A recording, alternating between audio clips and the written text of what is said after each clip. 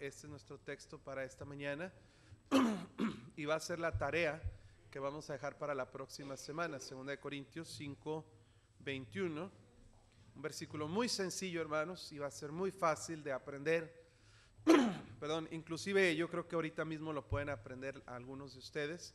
2 Corintios 5, 21. Lo vamos a leer todos juntos. ¿Ya lo tenemos, hermanos? Bueno, mientras se van acomodando los hermanos que llegan, los niños ya van a su clase, ya están en sus clases los niños, y las señoritas también ya están en su clase, si gustan pasar, y los jóvenes también. Pueden ir a su clase o se pueden quedar aquí como quieran. Aquí estamos más guapos, somos más inteligentes, ¿verdad que sí, hermanos? Ok, 2 Corintios 5, 21, todos juntos vamos a leer este versículo. Dice la palabra de Dios: al que no conoció pecado, por nosotros lo hizo pecado, para que nosotros fuésemos hechos justicia de Dios en él. Otra vez vamos a leerlo. Vamos a empezar con la cita, ¿sí, hermanos? Sí, para aprender todo completo. Dice 2 Corintios 5, 21. Al que no conoció pecado, por nosotros lo hizo pecado, para que nosotros fuésemos hechos justicia de Dios en él. Otra vez. 2 Corintios 5, 21. Al que no conoció pecado, por nosotros lo hizo pecado, para que nosotros fuésemos hechos justicia de Dios en él. ¿Alguien lo puede decir ahorita ya? Así de fácil. Una vez más, vamos a leerlo. 2 Corintios 5, 21. Al que no conoció pecado, para que nosotros fuésemos hechos justicia de Dios en él. ¿Alguien ya se lo puede? Lupita, muy bien. Adelante, hermana. Dice, ¿para qué me espero 7 días si hoy puedo aprenderlo?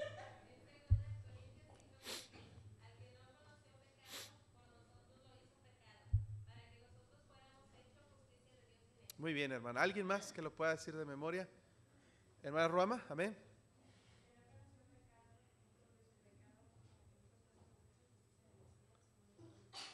Muy bien, muy bien. ¿Alguien más puede dar de memoria este texto? 2 Corintios 5, 21. Hermana Marta, muy bien.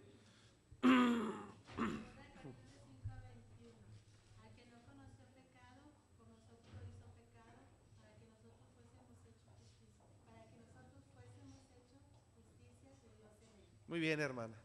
¿Alguien más, hermanos? ¿Algún otro valiente? Quizá hay algún hombre que sí lo pueda dar. También los hombres son inteligentes, ¿verdad que sí, hermanos? Hermano Jesús, adelante, hermano. Rescate el honor de los varones, amén.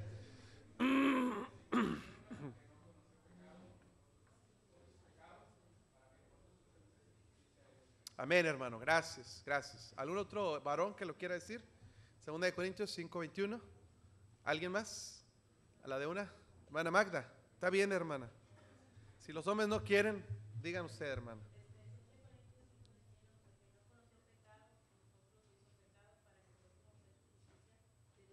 Muy bien, hermana, gracias. ¿Alguien más? ¿Algún otro valiente o valienta que lo quiera decir? ¿Nadie más? Bueno, muy bien, hermanos, vamos a empezar con nuestra clase acerca de la justificación. Vamos a orar. Señor, gracias por esta mañana, por tu palabra que es bendita y que ella nos da bendición a nosotros. Ayúdanos solamente a que tu palabra haya cabida en nosotros, que la guardemos en el corazón y de esa manera seremos bendecidos. Bendecidos a través de tu palabra hermosa, Señor, y poderosa. Ayúdanos, Señor, a comprender estas grandes y maravillosas verdades de tu palabra, que son, Señor, simples, pero que a la vez son profundas y maravillosas. Ayúdanos, Señor, te lo pedimos en nombre de Cristo. Amén. Estamos estudiando, hermanos, en la palabra de Dios acerca de las doctrinas de la Biblia, doctrinas fundamentales. Una de las razones que estamos tocando este tema es que gran mayoría de las personas que están asistiendo a nuestra iglesia tienen menos de 1 año de estar asistiendo a la iglesia, o de 2 años asistiendo a la iglesia. Más de la mitad de los miembros de la iglesia o de los hermanos que asisten a la iglesia tienen menos de 1 o 2 años asistiendo. Y una de las cosas que necesitamos reforzar son los fundamentos, hermanos, lo que creemos nosotros, los bautistas, por qué lo creemos, y una manera de comprender, hermanos, las cosas más básicas de la palabra de Dios. estudiamos la doctrina de las Escrituras y hablamos muy profundamente. Si Dios, hermano, nos permite, vamos a editar estas enseñanzas a manera de libros, pero nada más para la iglesia, para que ustedes puedan tener estas doctrinas de una manera bien concisa y ustedes puedan tener toda esta documentación y puedan estudiarla, repasarla y de una forma, hermanos, comprender con claridad las doctrinas. Si usted se fortalece en el área de la doctrina, usted tendrá una vida cristiana firme. Hermano, dice la Biblia, hermanos, y el Señor Jesucristo dice que el que oye las palabras de Dios y las hace es comparado a un hombre prudente que edifica su casa sobre la roca, porque vienen lluvias, vientos, descienden con ímpetu contra la casa, dice, y no cae, porque está fundado sobre la roca. Y la roca, hermanos, es Jesucristo. Pero cuando hablamos de la palabra de Dios, cuando hablamos de una doctrina, de los cimientos de la palabra de Dios, usted y yo podemos ser buenos cristianos, fuertes espiritualmente hablando, si comprendemos y, hermanos, entendemos y practicamos la verdadera doctrina. Estamos hablando de la salvación. El tema más básico en la vida cristiana es la salvación del alma. Yo creo, hermanos, que es un tema maravilloso que puede profundizarse todavía más de lo que lo estamos haciendo, pero estamos tratando de ver de manera un poquito breve todas las doctrinas que implican y que intervienen, hermanos, en la salvación del alma. Hablamos acerca de la grandeza de nuestra salvación, por qué nuestra salvación es tan grande. Hablamos también las implicaciones de nuestra salvación. ¿Qué pasa cuando una persona recibe a Cristo como Salvador? Vimos 53 cosas que ocurren en el instante que nosotros somos salvos, cosas maravillosas que nosotros no entendíamos. Como les digo, hermanos, muchas de las veces, hermanos, nosotros no entendemos, la mayoría de las veces, sino es que todas las veces no entendemos toda esta doctrina al momento de que somos salvos. Para ser salvos no necesitamos conocer todas estas verdades. Lo único que necesitamos entender es nuestra condición como pecadores delante de Dios. Es, hermanos, saber que estamos condenados a ir al infierno. Es haber un verdadero arrepentimiento, como ya lo enseñamos, para voltear nuestros ojos al que nos puede salvar, que es el Señor Jesucristo. Necesitamos poner nuestra fe y nuestra confianza en Él para ser salvos. Y eso, hermano, es todo lo que necesitamos comprender. Que estoy enfermo de pecado, que estoy condenado a ir al infierno, que Cristo murió por mí y que solamente tengo que poner mi fe y mi confianza en Él. Eso es todo lo que alguien necesita saber para ser salvo. No necesitamos conocer más. Pero una vez que hemos sido salvos, hermanos, vale la pena estudiar y comprender todas las implicaciones, todas las doctrinas implícitas en la salvación, para que nosotros nos demos cuenta de la maravillosa obra que Dios hizo en nosotros. Porque no se trata, hermanos, solamente de decir: Dios, ¿te ibas al infierno? Bueno, ya te vas al cielo. No se trata solamente de un cambio de opinión de Dios, hermanos. Hay muchas cosas maravillosas que tienen que intervenir para que el cristiano, de estar condenado a ir al infierno, ahora cambie su potestad para ser hijo de Dios. Y una de las doctrinas que vimos fue acerca de la fe. Entendimos que la fe es indispensable, la fe es básica para poder ser salvos. Amén, hermanos. Sin fe es imposible agradar a Dios. Sin fe es imposible ser salvos. No podemos ser salvos si no es por medio de la fe puesta en el Señor Jesucristo. Hablamos de la fe. También hablamos, hermanos, de la gracia. La gracia, hermanos, es el regalo, el don que Dios nos da sin merecer. La salvación que Dios nos da es por gracia, y aprendimos varias semanas acerca de la gracia. Aprendimos del arrepentimiento. Dijimos que el arrepentimiento en sí mismo no salva. El arrepentimiento no salva por sí mismo. El arrepentimiento nos lleva o nos guía hacia la salvación, hacia el Señor Jesucristo, que es el que nos puede salvar. Dijimos que el arrepentimiento es como un doctor. El doctor no nos va a curar ni nos va a sanar, pero el doctor nos va a decir cuál es nuestro problema y nos va a decir cuál es la medicina que puede curar ese problema de salud. ¿Estamos aquí, hermanos? El arrepentimiento funciona igual. El arrepentimiento no salva a una persona, pero el arrepentimiento le hace entender a una persona cuál es su problema delante de Dios, y es el pecado. El arrepentimiento le ayuda a entender cuál es la solución a su problema, y es Jesucristo. Amén, hermanos. El arrepentimiento nos ayuda a voltear nuestros ojos del pecado hacia Cristo, pero no nos salva, solamente nos indica el método para salvación, que es el Señor Jesucristo. El que salva es Jesucristo. Hablamos también, hermanos, acerca de lo que es el arrepentimiento. Hablamos también, hermanos, de la regeneración. ¿Recuerdan ustedes qué es regeneración, hermanos? ¿Alguien me puede decir qué es regeneración? ¿Qué significa la palabra regeneración? ¿Qué es regeneración? Acuérdense que Jesucristo dijo que el que no naciere de nuevo no puede ver el reino de Dios. Regeneración es un nuevo nacimiento, un nuevo comienzo. Y esta doctrina es una doctrina muy profunda de la Biblia, pero muy fácil de entender. Es alguien que ha nacido de nuevo. Y ahora estamos viendo la doctrina de la justificación, hermanos. ¿Alguien recuerda y me puede decir, levantando su mano, qué significa la palabra justificación? ¿Qué es justificación? ¿Alguien recuerda? ¿Alguien, hermanos? Justificación. ¿Qué es justificación? Hermano Jesús. Bueno, en realidad es un requisito para ser justificado, pero ¿qué es la justificación? ¿Alguien se acuerda? Justificación. ¿Qué es la justificación, hermana Lupita? Excelente, muy bien. Esa es la perfecta definición. Es el acto por medio del cual Dios declara a una persona inocente de todos los cargos, ¿verdad? Inocente, sin culpa, sin mancha, sin pecado. Eso es justificación. Dijimos, hermanos, que el hombre no puede justificarse a sí mismo. ¿Por qué, hermanos? Porque nadie puede ser justificado delante de Dios. Porque para justificarse delante de Dios, ¿qué tendría que hacer una persona? No ser pecador. En sí, más que no ser pecador, es obedecer toda la ley de Dios. Y eso implicaría no ser pecador. ¿Estamos de acuerdo, hermanos?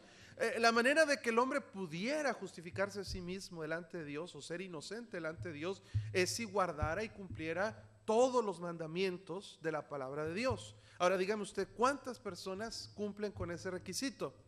Absolutamente ninguna, porque dice Romanos 3:10, por cuanto como está escrito, no hay justo ni aún uno. Entonces, hermanos, el hombre no puede ser hallado inocente delante de Dios. No puede ser hallado inocente porque ha quebrantado no uno ni dos, sino todos los mandamientos de la ley de Dios.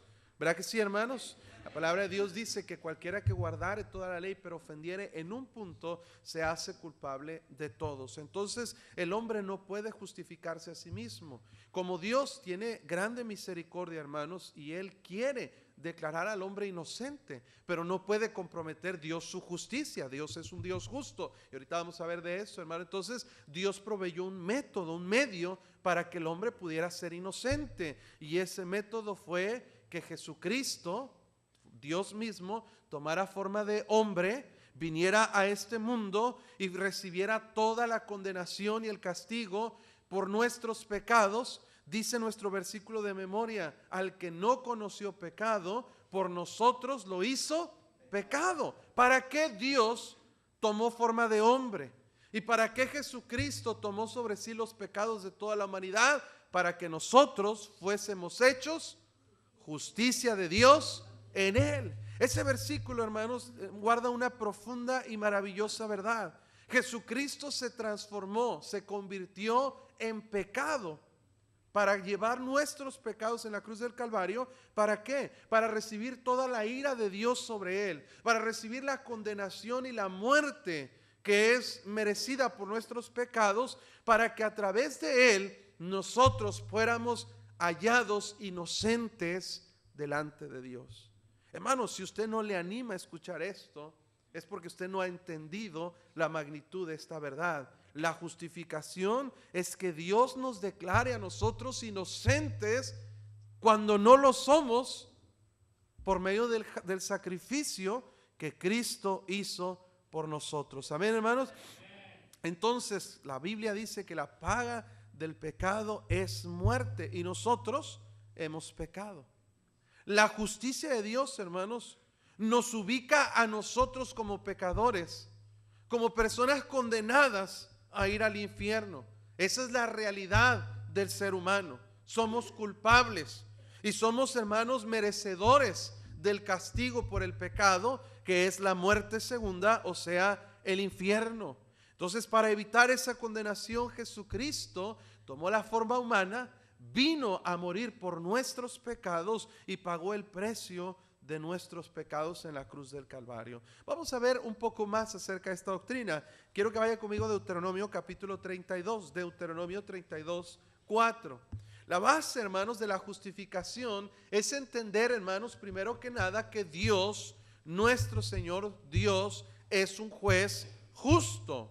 Dios es justo. Amén, hermanos. Mire lo que dice Deuteronomio 32, 4. Dice la palabra de Dios. Deuteronomio 32, 4. Voy a pedir a algunos varones que me ayuden a leer algunos pasajes y voy a necesitar algunos que me ayuden. Hermano Jesús, Deuteronomio 32, 4. Otra persona más que me ayude a leer, levante su mano por favor. Hermano Pilo, Salmo 7, 11. Hermano Juan Antonio, ¿sí? Salmo 11, 7. ¿Alguien más? Hermano Miguel, Salmo 116, 5. Hermano Felipe, Salmo 119, 37. Hermano Noé Villanueva, Salmo 129, 4. 129, 4. Hermano Pedro, Salmo 145, 17. Y uno más. ¿Ok? Hermano Jesús Herrera, Isaías 45, 21. Vamos a leer cómo es Dios delante de nosotros. ¿Cómo es Dios en su naturaleza? Amén, hermano Jesús.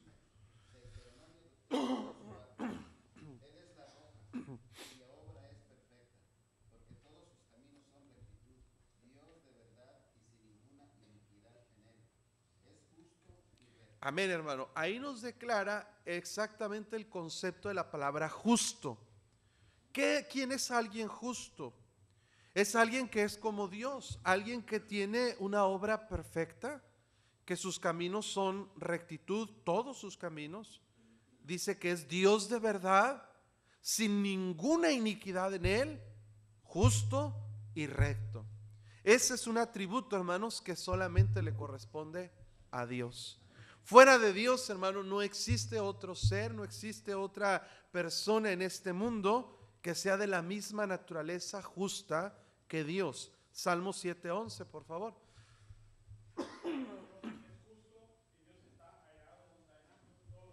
Ok, Dios es justo, Dios es juez justo y está airado, enojado. Ustedes al revés, 11:7, hermano, ¿sí?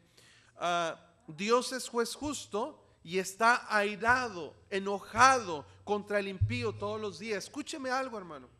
El hecho de que la gente a veces dice que Dios ama a todos por igual es un hecho verdadero. ¿Estamos de acuerdo, hermanos? Dios nos ama a todos, pero hay algo que nos aleja y nos separa de ese amor. Interviene ese amor entre ese amor de Dios y nosotros, y es el pecado, la iniquidad. Dios está airado contra el impío todos los días. ¿Por qué, hermano? Porque Dios está delante de él en calidad de juez, no de padre. ¿Me está escuchando? Delante del impío, hermanos, Dios es un juez, no es un padre amoroso, cariñoso, que le va a salvar o que le va a perdonar. No, delante del impío Dios es un juez. Y si esa persona muere en esa calidad delante de Dios, va a enfrentarse a Dios como un juez justo que va a descargar su ira sobre él, mandando a esa persona al infierno. Ahora hay gente que dice, Dios no es malo, Dios no puede mandar a nadie al infierno. La verdad, hermanos, es que es cierto que Dios no es malo, pero también es cierto que Dios es justo. Y Dios establece sentencia por el pecado. Entonces Dios no manda a nadie al infierno. Es cierto, lo que manda al infierno a la gente no es Dios, sino su pecado. Amén, hermano. Eso es lo que nos condena. Salmo 11:7, hermano. 11:7. No, 11:7. Discúlpeme, hermano. A lo mejor lo mencioné mal. Salmo 11:7. No hay prisa, hermano, no hay problema. Como yo me equivoqué. Salmo 11:7. Dije 7:11 primero y luego 11:7. Adelante, hermano Juan Antonio. Porque Jehová es justo y ama la justicia. El hombre recto mirará su rostro. Mire la diferencia entre el impío y el recto. ¿Estamos aquí, hermanos? Dice, Jehová es justo y él ama la justicia. El hombre recto mirará su rostro. Desde el Antiguo Testamento parece que la Biblia se contradijera. La Biblia nos dice, ciertamente no hay hombre bueno en la tierra que haga el bien y nunca peque. Entonces no hay nadie justo, no hay nadie recto por sus propios méritos, pero en la Biblia se habla mucho del justo, del recto. ¿Cómo puede alguien ser llamado justo o recto delante de Dios si no hay nadie que no peque? Por medio de la justicia de Dios imputada a nosotros, y ahorita vamos a hablar de eso. Entonces Dios ama, dice, a la persona que es justa o declarada inocente, y dice, el hombre recto mirará su rostro. Es algo hermoso, hermanos, que podamos tener. No está hablando de que vamos a ver la cara de Dios, porque Dios es espíritu. Estamos aquí, hermano, estamos hablando de tener una comunión personal, íntima con nuestro Dios. Salmo 116:5, por favor.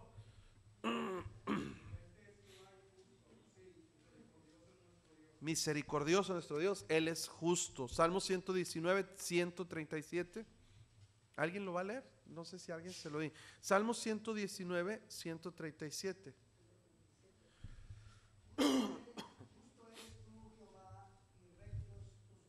Entonces la base de la justificación es entender que Dios es un Dios justo, hermanos. Amén, hermano. Y la justicia de Dios demanda que el pecado debe ser castigado. Si Dios no castiga el pecado, escúcheme, Dios sería un juez injusto. ¿Sí, hermanos? Pero Dios es un Dios justo. Dios tiene que castigar el pecado. Salmo 129:4, por favor. 129:4. Entonces, constantemente en la Biblia vemos el concepto y el atributo de que Dios es justo, hermanos. Salmo 145:17.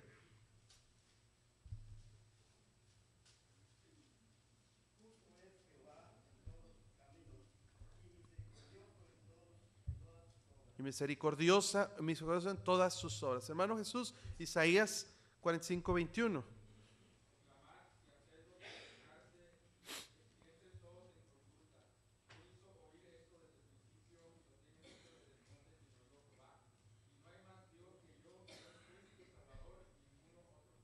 Fíjese, hermanos, a veces usted y yo no entendemos este concepto de la justicia de Dios.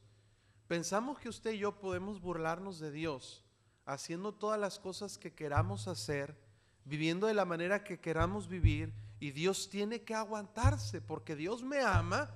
Entonces Dios va a hacerse la vista gorda y no va a ver las cosas que yo hago malas. Escúcheme, hermano, estamos nosotros menospreciando la justicia de Dios, sabiendo que Dios es un Dios justo, un Dios, hermanos, que no puede dar por inocente al culpable. Dios tiene que castigar el pecado. ¿Estamos de acuerdo, hermano? Pero algo que es maravilloso es que si Dios aplicara su justicia a nosotros, nosotros estaríamos condenados y perdidos totalmente en el infierno. Por lo tanto, la justificación nos enseña que la justicia de Dios fue descargada no sobre nosotros, sino sobre el Señor Jesucristo. Qué tremendo, hermano. ¿Por qué Dios tendría que hacer eso? ¿Por qué Dios tendría que pagar por mis mentiras y mis malos pensamientos y mis malas acciones? ¿Por qué Dios tendría que pagar por mis errores, mis defectos y mis pecados? ¿Por qué tendría que hacerlo? ¿Qué hice yo de bueno para que Él lo hiciera? ¿Qué había en mí para merecer que Jesucristo tuviera ese amor para mí? Por eso dice la Biblia que Dios muestra su amor para con nosotros, que siendo aún pecadores, Cristo murió por nosotros, hermano. La maravillosa doctrina de la justificación nos enseña que Dios es justo, hermanos, y que el hombre es pecador. Que delante de Dios estamos perdidos, sin esperanza y sin oportunidad. Pero Dios, que es rico en misericordia, por su gran amor con que nos amó, aun estando muertos en nuestros delitos y pecados, nos dio vida juntamente con Cristo. Por gracia sois salvos. Amén, hermano. Efesios 2:1-5. Dios nos enseña en esta doctrina que, hermanos, nosotros no tenemos nada que nosotros podamos hacer para ser justos, para ser inocentes ante Dios. Sin embargo, Jesucristo llevó sobre sí el pecado de todos nosotros. Imagínese usted, hermano, que alguien va a un restaurante donde usted esté comiendo y llega y le dice: oye, lo que tú has comido, todo lo que has comido, yo lo voy a pagar. Usted va a decirle: gracias, qué amable. Amén. De hecho, no traía dinero para pagar. Gracias, ¿verdad? Eso es una gratitud. ¿Sabes qué? Gracias, no tienes que hacerlo, pero gracias por ese detalle. Pero si usted es una persona encajosa, como dicen por ahí, vas a pagar todo. Entonces tráigame 2 pasteles y otros 2 platos, pedazos de carne, otros 3 refrescos y pónganle para llevar para mi abuelita y para acá. Y usted va a empezar a poner y poner y poner. ¿Qué va a pensar esa persona? Usted: oye, como dicen por ahí, está bueno el encaje, pero no tan ancho, ¿verdad? No debemos dejar caer tanto. ¿Sí me entiende, hermano? De abusar de la misericordia de una persona. Ahora, se ve mal alguien que hace eso, ¿verdad? Hermano, ¿gustas algo de la tienda? Yo lo pago. Yo ya no hago eso. Sí, páseme 4 de esto, 5 de aquello, 3 de esto, 2 cocas de esto y el otro, y ni me lo como, pero nomás porque es gratis lo agarro y lo aprovecho. Así nos portamos los cristianos con Dios. Sabemos que Cristo ha pagado por nuestros pecados, y gloria a Dios que Él murió por nosotros y pagó por nuestros pecados pasados, presentes y futuros. Pero no es justo, hermanos, que usted y yo nos burlemos y nos aprovechemos de esa misericordia tan grande de nuestro Dios, viviendo de la manera que nosotros vivimos, como si Dios no hubiera salvado nuestra alma, hermano. Escúcheme, esto es algo tremendo que nosotros necesitamos aprender. Si Cristo nos ha justificado, ahora nosotros debemos corresponder a esa justicia. Si Él ya nos declaró inocentes, ahora nosotros tenemos que vivir como si fuéramos inocentes. ¿Me está entendiendo, hermano? Yo no merezco ese término.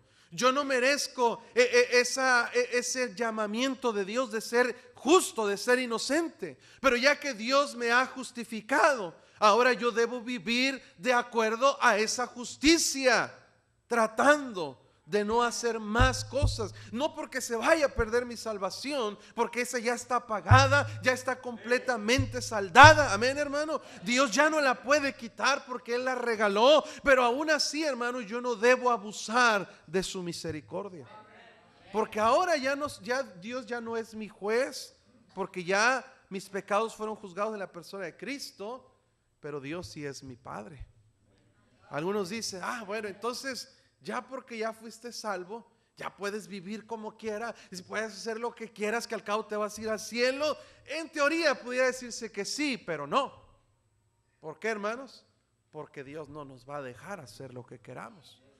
En Hebreos 12:5 dice la Biblia que habéis ya olvidado la exhortación que como a hijos se os dirige, diciendo: el Señor al que ama disciplina y azota al que recibe por hijo. Porque ¿qué hijo es aquel a quien el Padre no disciplina? Amén, hermano. Dice ahí que si se nos deja sin disciplina, de la cual todos hemos hecho o sido hechos partícipes, entonces seríamos bastardos y no hijos. Es una palabra muy fuerte. Un bastardo es una palabra que suena muy fuerte. Alguien que se hace pasar como hijo de alguien, pero no lo es. ¿Me está escuchando? Y discúlpeme que use esa palabra que es bíblica, pero hay muchos bastardos, perdóneme que se oiga terrible, pero hay muchos bastardos en la iglesia. Porque se hacen pasar como hijos de Dios cuando no lo son. Y uno de las evidencias de que no son hijos de Dios es que viven como les pega la gana, sin ninguna consecuencia en su vida. Piensan que Dios es tan bueno que Él aguanta todo lo que yo haga. Y mire, Dios es misericordioso y Él tiene paciencia, pero yo tengo temor de sobrepasar esa paciencia de Dios, porque Dios es, mire, hermano, a mí Dios me ha disciplinado. Yo sé que soy hijo de Dios porque me ha dado unos coscorrones, hermano, buenos, de esos que te hacen llorar, de esos que te hacen sangrar. ¿Me está escuchando? Entonces eso me demuestra, Señor, entonces sí es cierto, porque uno trata de hacer lo correcto, Y parece ser que nomás haces algo malo y viene la consecuencia inmediata a tu vida. Y tú sabes, ay Señor, es porque ando en rebeldía y desobediencia. Y luego te enderezas. Pero hay gente que vive mal, terrible. Y yo digo, bueno, aquí no pasa nada. ¿Qué pasa? Hay veces que yo me quedo maravillado y sorprendido y digo, Señor, si esta persona es tu hijo, ¿por qué no hay consecuencias en su vida de su manera de vivir? Y no es que le reclame a Dios que lo castigue, pero digo, Señor, aquí hay algo mal. Les decía yo que ahí enfrente de mi casa vive un niño que es, como decimos aquí, chiflado. ¿Sí les acuerdan que les comenté? Que era un niño, es un niño que se sale sin ropa de su casa, gritando y pateando, golpea a su mamá, le grita de cosas. Le empieza a insultar al papá, le avienta cosas en la cabeza y los papás nomás se le agachan a ese niño, un niño como de 6, 7 años, tal vez 8 años. Y hermano, es un niño mal educado, mal criado. Y yo veo a ese niño y me da coraje verlo, pero no hago nada porque no es mi hijo. Amén, hermanos. Pero que uno de mis hijos se ponga así, hermano, yo no lo voy a permitir. Alondra, cuando era chiquita, se hizo un solo berrinche ahí en Walmart, de tirarse en el piso y llorar y gritar, una sola vez. Y hubo una buena disciplina, una buena medicina, y nunca volvió a hacerlo. Hay diferencia entre un hijo mío y un hijo del vecino. ¿Sí me está escuchando? Porque yo soy su padre. Y yo al hijo del vecino, pues me cae mal, no me gusta verlo. Yo dijera, si me lo prestara 5 minutos, a lo mejor le puedo dar una buena medicina. Pero no lo van a hacer. Al rato no me sorprendería que matara a sus papás ese niño. No me sorprendería. Ya casi lo hace. Y no lo ha hecho porque no puede hacerlo. Pero eso pasa, hermanos, cuando gente que viene a la iglesia, que asiste a la iglesia y vive una vida desagradable y en rebeldía en contra de Dios y no pasa nada en su vida, es Dios diciendo, bueno, este no es mi hijo, ya pagará en el infierno por sus pecados. ¿Estamos aquí, hermanos? Pero si tú eres su hijo, va a haber consecuencias, porque Dios es justo. Amén, hermanos. Entonces el problema del hombre ante Dios acerca de la justificación es que el hombre no puede justificarse a sí mismo porque es un pecador. Amén, hermanos. Ahora, Dios es un juez justo y Él no va a dar por inocente al culpable. Fíjese, hermanos, es muy importante que el hombre no trate de justificarse a sí mismo. Mire Romanos 10:3. Dice la Biblia que el problema de muchas personas en este mundo es que tratan de justificarse o de poner su propia justicia antes que la justicia de Dios. Romanos 10:3. Dice la palabra de Dios, porque ignorando la justicia de Dios y procurando establecer, ¿qué dice? La suya propia, no se han sujetado a la justicia de Dios. La justicia de Dios declara que el hombre es culpable. La justicia de Dios declara que el hombre pudiera ser hallado inocente delante de Dios por medio de la fe en el Señor Jesucristo. Amén, hermanos. Pero si el hombre trata de quitar la justicia de Dios y establecer su propia justicia, el hombre va a fallar en su intento de salvar su alma. Y el hombre ha tratado de establecer su propia justicia antes que la de Dios. Cuando el hombre inventa métodos o medios para salvarse a sí mismo.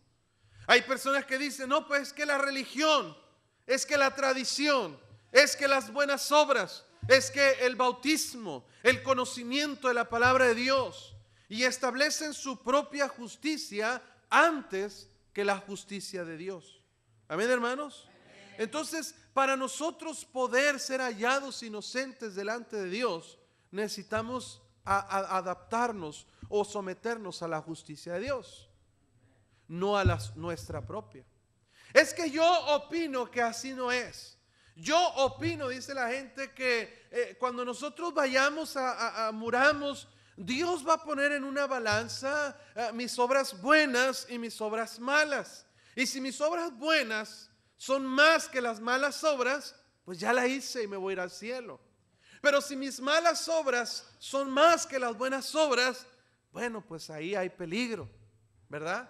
Entonces dice la gente, tratemos de equilibrar nuestras acciones para podernos ganar la salvación. Ahí hay un grave problema, porque esa no es la justicia de Dios. La justicia de Dios establece que un solo acto en contra de la ley de Dios pesa más en esa balanza que todas las buenas obras que nosotros hagamos.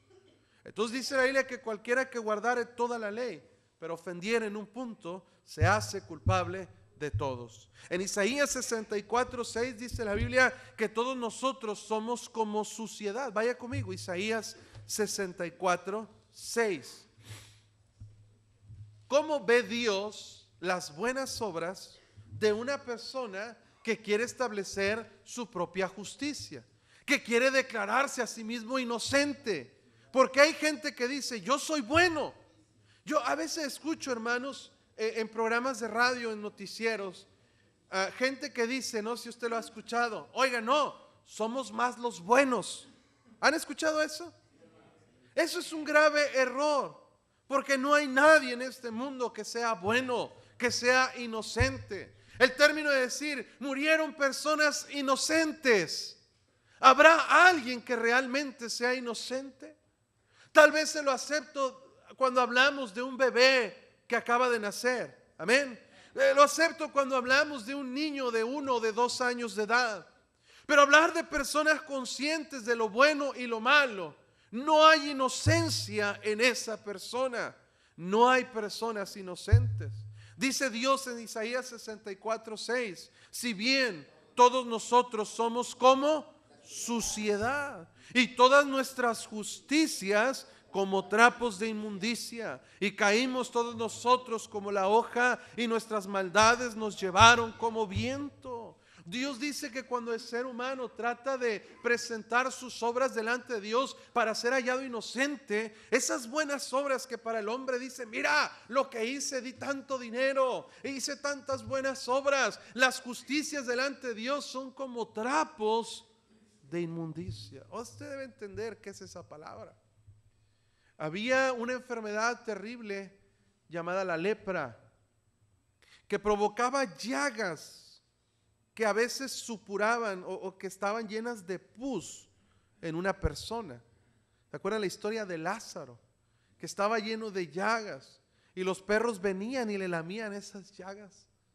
Esas personas, hermanos, usaban ciertos trapos para limpiar esas llagas, para evitar lo más posible que se infectaran. Ese trapo era lleno de pus, de gusanos que a veces salían de esas llagas. Y ese trapo se llamaba trapo de inmundicia. Imagínese usted delante de Dios con esos trapos sucios, decirle, Señor, mira lo que he hecho para ganarme el cielo. Y Dios dice, quita eso delante de mí, porque son como trapos de inmundicia. Amén, hermanos. La justicia propia no puede establecerse antes que la justicia de Dios. El hombre se justifica cuando se compara con otras personas. Mire 2 de Corintios capítulo 10. 2 de Corintios 10. El hombre trata de justificarse al compararse con otras personas peores que él. 2 de Corintios 10:12. Dice la palabra de Dios. 2 de Corintios 10:12, ya estamos ahí, hermanos, todos juntos. Dice, porque no nos atrevemos a contarnos ni a compararnos con algunos que se alaban a sí mismos, pero ellos, midiéndose a sí mismos por sí mismos y comparándose consigo mismos, no son juiciosos. Pero nosotros, dice, no nos gloriaremos desmedidamente, sino conforme a la regla que Dios nos ha dado por medida, para llegar también hasta vosotros. ¿Qué está diciendo Pablo? Hay gente que dice que es inocente o justo porque se comparan con ellos mismos. Fíjense, hermanos, si usted y yo nos comparamos con Daniel Arismendi, ese mocha orejas, ¿se acuerdan del mocha orejas? Que mató a mucha gente inocente. Mira, Dios, hay otros peores que yo. Entonces, si yo me comparo con él, yo soy inocente, soy bueno, soy buena persona. ¿Verdad que sí? Vamos a compararnos con el Chapo Guzmán, que mató a muchas personas. Vamos a compararnos con otro que agarraron, que mató a 300 personas, que le decían el compayito, ¿se acuerdan de él? Sí, sí. Esas personas son personas que nosotros enjuiciamos como malas porque mataron personas. Pero Dios dice que lo que nosotros hemos hecho es tan grave como lo que ellos hicieron. Si nos comparamos con personas que nosotros pensamos que son peores, ya nos justificamos a nosotros mismos y decimos, bueno, pues yo no soy tan malo. Y muchas veces el cristiano hace lo mismo. Bueno, yo no gano almas, no soy fiel a la iglesia, no doy mi diezmo, no leo mi Biblia, no oro, pero hay otros peores que yo en la iglesia. Y se justifica usted a sí mismo midiéndose con los peorcitos de la iglesia. ¿Estamos aquí, hermano? Hay otros peores que yo. Hay otros que andan chismeando, murmurando y causando problemas en la iglesia.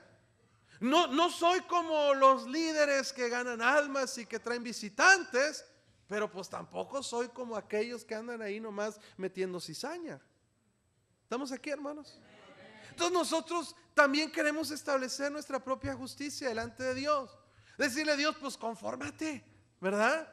No soy tan bueno, pero tampoco soy tan malo. Y nos comparamos con otros y nos justificamos a nosotros mismos. Eso tampoco sirve, hermano.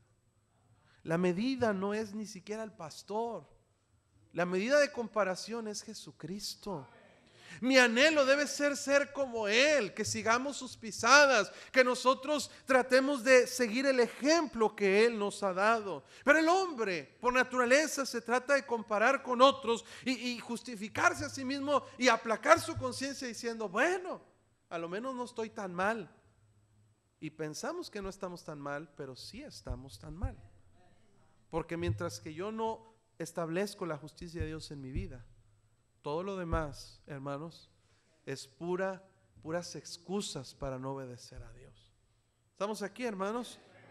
Dice la Biblia que todos pecaron en contra de Dios. Entonces, todos pecaron, están destituidos de la gloria de Dios. La justificación es algo importante, hermanos, porque si no somos declarados justos de parte de Dios, nosotros estaríamos condenados a ir al infierno.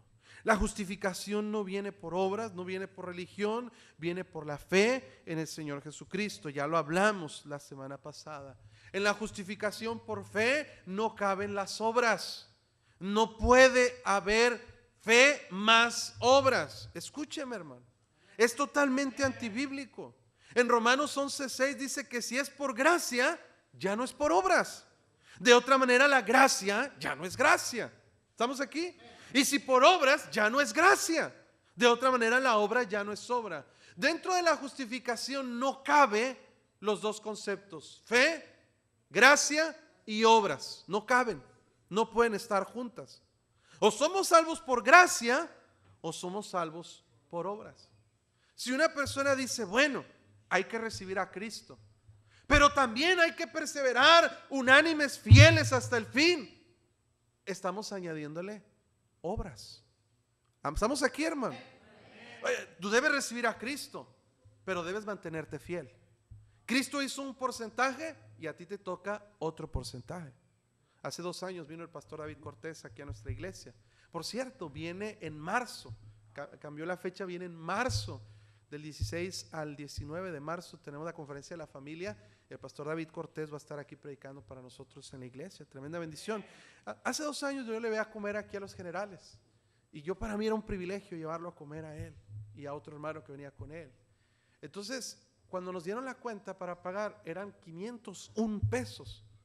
Y yo traía en mi bolsa un billete de 500 pesos. Dije, bueno, me falta 1 peso, ¿verdad? El pastor sacó su mano en la bolsa y dice, yo tengo 1 peso, hermano. Dije, no, pastor, yo no voy a permitir que usted pague ni 1 solo peso. Porque si usted pone 1 solo peso, ya no lo invité yo a comer. Nada más completé su comida. O es todo o es nada. Tuve que ir al carro por 1 peso, traerlo, pagar la cuenta. Ahora, pareciera ser una sangronada de alguien, pero es una ilustración de cómo Cristo nos ha salvado a nosotros. Dice la Biblia que no es por obras para que nadie se gloríe. Una persona que contribuye a su justificación va a ser tan soberbia que va a poder decir en el cielo: bueno, yo estoy aquí sí porque Cristo murió, pero yo también hice mi parte. Yo también me mantuve fiel hasta el fin. Yo también fui fiel a la iglesia, como lo del sketch que hicimos el fin de año. ¿Verdad que sí, hermanos?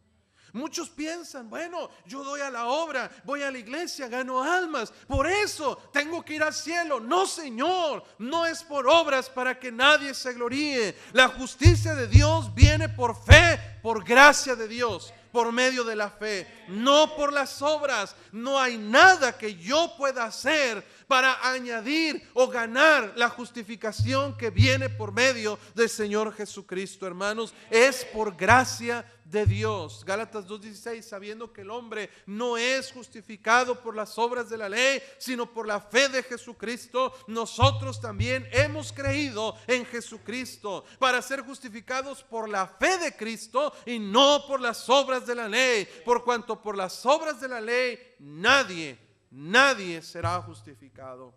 Yo no puedo hacer nada para mi justificación, para ser inocente ante Dios. Ni siquiera mi perseverancia, ni siquiera mi fidelidad me mantiene a mí justo delante de Dios. No, Señor. Se trata de la palabra, escúcheme, esta es una palabra importante en doctrina, se llama la palabra imputación. La imputación, hermanos, es el acto por medio del cual se le atribuye a una persona algo que no le pertenece. Mire conmigo, y aquí vamos a terminar, Romanos capítulo 5. Romanos capítulo 5 nos enseña la doctrina de la imputación. Romanos capítulo 5. En dos aspectos la imputación se aplica bíblicamente. Mire Romanos 5:12. ¿Estamos ahí? Dice la Biblia: por tanto, como el pecado entró en el mundo por un hombre. ¿Quién fue ese hombre? Y por el pecado, la muerte. Mire lo que dice: así la muerte pasó a todos los hombres por cuanto todos pecaron. La imputación nos enseña que el pecado de Adán nos fue imputado, heredado o atribuido a nosotros por herencia. ¿Está escuchando, hermano? Cuando usted y yo nacemos, usted y yo, hermanos, recibimos en nosotros la imputación del pecado de Adán. Eso está aquí en la Biblia, amén, hermanos. Pero nosotros no somos condenados por el pecado de Adán, somos condenados por nuestros propios pecados. ¿Estamos aquí, hermanos? Entonces el pecado de Adán pasó a todos los hombres. Versículo 13, pues antes de la ley había pecado en el mundo, pero donde no hay ley no se inculpa de pecado. No obstante, reinó la muerte desde Adán hasta Moisés. ¿Estamos ahí? Aún en los que no pecaron a la manera de la transgresión de Adán, el cual es figura del que había de venir. Pero el don, el regalo, la salvación, no fue como la transgresión. Porque si por la transgresión de aquel uno, escúcheme bien, murieron los muchos por la transgresión, el pecado de Adán, nosotros morimos espiritualmente. Por la transgresión de aquel uno murieron los muchos, abundaron mucho más para los muchos la gracia y el don de Dios por la gracia de un hombre. ¿De quién, hermanos? Jesucristo, versículo 16. Y con el don no sucede lo mismo, no sucede como el caso de aquel uno que pecó. Porque ciertamente el juicio vino a causa de un solo pecado para condenación, pero el don vino a causa de muchas transgresiones para justificación. Escuche bien, pues si por la transgresión de uno solo reinó la muerte, mucho más reinarán en vida por uno solo, Jesucristo, los que reciben la abundancia de la gracia y el don de la justicia. Así que como por la transgresión de uno vino la condenación a todos los hombres, de la misma manera por la justicia de uno, Jesucristo, vino a todos los hombres la justificación de vida. Porque así como por la desobediencia de un hombre los muchos fueron constituidos pecadores, así también por la obediencia de uno, de Jesucristo, los muchos serán constituidos justos. ¿Estamos ahí, hermanos? Dice la palabra de Dios que la imputación es como el pecado nos fue atribuido a nosotros, el pecado de Adán. Estamos aquí, hermanos, y por eso nosotros estamos condenados al infierno. Pero de la misma manera, escúcheme bien, mis pecados le fueron imputados al Señor Jesucristo. Al que no conoció pecado, por nosotros lo hizo pecado, para que nosotros fuésemos hechos justicia de Dios en Él. ¿Estamos aquí, hermano? Venga, hermano Mario Villanueva, vamos ya lo he hecho esto, pero para que lo entiendan. Hermano, aquí representa, hermano Mario Villanueva, a un pecador, y es un pecador, grave pecador. ¿Ven, hermano? Es un pecador. El hermano Mario Villanueva tiene su pecado, vamos a decir que es su saco, ¿está bien, hermano? Es su pecado. ¿Estamos aquí, hermano? Está lleno de pecado, está lleno de pecado. Si él muere con su pecado, hermano Mario Villanueva se va al infierno porque Dios es justo. Amén, hermano. Dios me perdone por lo que voy a decir, pero vamos a suponer que yo soy Jesucristo y yo tengo la justicia en mí. Yo obedezco toda la ley, yo guardo toda la ley, yo voy a morir en la cruz y pago el precio por la justificación. Yo soy inocente, soy sin mancha, soy sin culpa, representando a Jesucristo. ¿Está aquí, hermano? ¿Sí? Bueno, la doctrina de la justificación tiene que haber una imputación. Quiere decir que los pecados de Mario Villanueva le fueron quitados a él. ¿Amén, hermanos? Le fueron quitados a él, perdónenme, y fueron puestos sobre, ¿quién, hermanos? Jesucristo. ¿Amén, hermanos? Allá conmigo, mire. Fueron puestos sobre Jesucristo. ¿Amén, hermanos?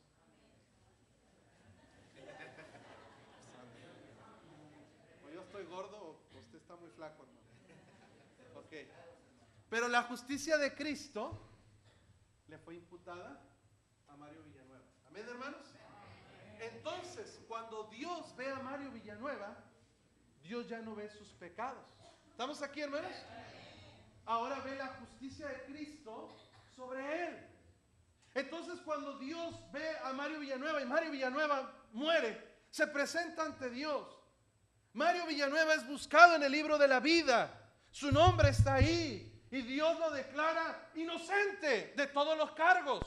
No porque él sea inocente, sino porque él tiene la justicia de Cristo sobre él. Pero, hermanos, cuando Cristo fue crucificado, cuando Dios vio a Cristo, vio nuestros pecados imputados sobre él. Por eso tuvo que voltear el rostro y Cristo clamar: Dios mío, ¿por qué me has desamparado? Porque toda la ira de Dios Todopoderoso, toda la justicia de Dios cayó sobre él. Porque al que no conoció pecado, por nosotros lo hizo pecado. ¿Para qué? Para que nosotros fuésemos hechos justicia de Dios en él. De eso se trata la justificación. Su justicia nos es imputada por gracia. Nuestros pecados le son imputados por gracia. Entonces ahora el hermano Villanueva es un justo. ¿Verdad que sí, hermanos? Pero no porque sea justo, sino por la justicia de Cristo. Y la próxima semana, ya deme mi justicia, hermano, porque este pecado me cae muy cortito. Amén. Pero huele rico, hermano. Huele rico, su pecado huele rico, fíjese, hermano. Tiene buen perfume. Amén. Entonces, hermanos, tenemos la justicia. La próxima semana vamos a ver los beneficios de la justificación. ¿Cómo trata Dios a los justos? Qué hermosa esta enseñanza. Ya la estoy saboreando, hermanos. No se la pierda la próxima semana. Le voy a adelantar, dice la Biblia: joven fui envejecido, dijo el salmista, y no he visto a justo desamparado, ni a su descendencia que mendiguen pan. Ese es uno, pero hay muchos, hermanos, beneficios de ser justo. ¿No le da gusto ser justificado, hermano? Y la pregunta ¿es usted justificado por la justicia de Dios o por su propia justicia? Ojalá que usted haya recibido a Cristo como Salvador. Vamos a orar. Señor, gracias por tu palabra, gracias por este tiempo. Ayúdanos a seguir aprendiendo y meditando, Señor, en tu palabra. En nombre de Cristo, amén. Tenemos 5 minutos más.